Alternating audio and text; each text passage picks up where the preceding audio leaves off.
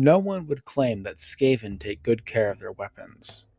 Most of the verminous numbers scurry into battle with rusted daggers and decrepit swords, and many can't cobble together armor that doesn't belong in a scrap pile. Still, even a race content with such damaged weaponry occasionally needs to replace their broken equipment. Considering how many Skaven there are, hundreds of thousands of new swords, halberds, and shields are crafted every year to replace items ruined by neglect and overuse. This equipment requires raw materials, which can often be sold for a hefty price. As such, the trade of iron and steel is a lucrative market for any ratman capable of acquiring them. While many Skaven clans dabble in selling these mineral resources, the undisputed supplier of iron, steel, and finished metallic goods in the Under Empire is Clan Ferrik. Inhabiting the drowned dwarfen hold of Varn, Clan Ferrik is a small but powerful clan.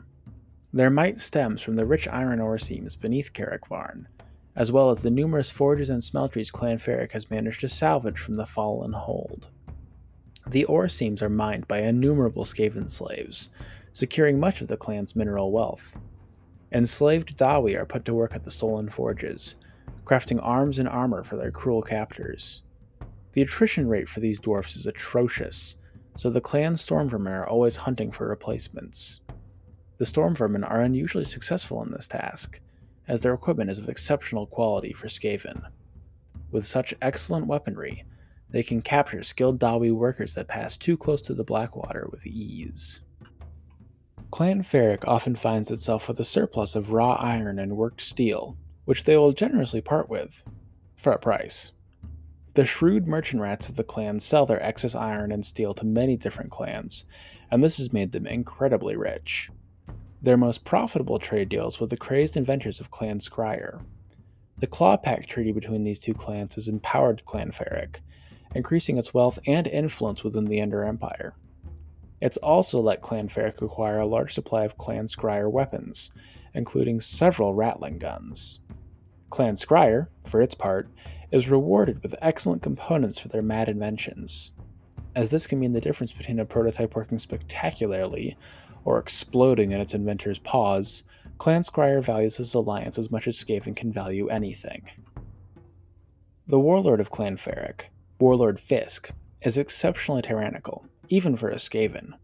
He always wears a steel mask so his followers cannot gaze upon his face, and seems to be graced with exceptional longevity.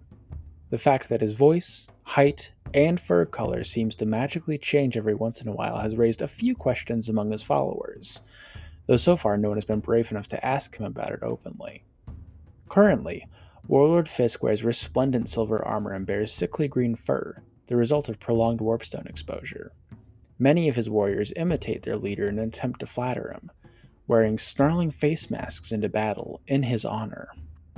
Unfortunately for Clan Ferrik, their long-lived ruler was recently slain in a very public manner. During a visit to Varn on unrelated business, Queek Headtaker was delayed at the gates by a few arrogant clan rats. For this affront, Queek decided that the clan's warlord would pay the price. While the soldiers of Clan Moors ravaged the warriors of Clan Ferrik, Queek sought out Warlord Fisk and plunged Dwarf Gouger through the Skaven's chest after a lengthy battle. The clan as a whole survived the event, but they are currently leaderless. A power vacuum is a dangerous thing even in stable societies, and Skaven society is anything but stable. It remains to be seen if Clan Ferrik can survive this event, or if another Skaven clan will force them from Varn and take over the lucrative iron trade. If you want to bring a Clan Ferrik themed army on Tabletop, the name of the game is Stormvermin and Weapons Teams. While their warriors aren't as impressive as Clan Rictus or Clan Moors in the lore, the excellent gear of Clan Ferrik means you can justify bringing a lot of these heavily armed and armored warriors. Your weapon teams would represent the clan's close connection with Clan Scryer.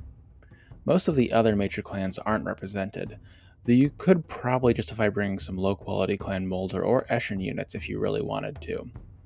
Also, if you explicitly want to bring Warlord Fisk, you can start by giving your warlord the armor of silvered steel. While not explicitly stated that he's wearing any magic armor, the description of Warlord Fisk makes this a distinct possibility. From a modeling perspective, make sure your Skaven are marching into war as shiny as possible. By the time you're done deploying your army, people should have a hard time directly looking at the models because they're so bright. Before we close out, it should be noted that a lot of the information regarding Warlord Fisk is based on some key assumptions. In the novel where Fisk appears, he's merely noted as being the warlord of some Skaven clan dwelling in Ferric. His clan isn't named at any point.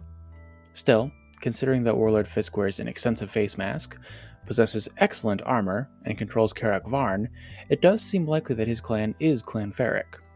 Also, the Clan Ferrik faction in Total War Warhammer is led by Warlord Fisk, so that's good enough for me. And that concludes our overview of Clan Ferrik. As always, be sure to like, comment, and subscribe if you enjoyed the video. Doing stuff like that helps the channel out immensely and also makes me feel all warm and tingly inside. Anyways, this has been Sigmar's Chosen, signing off for now.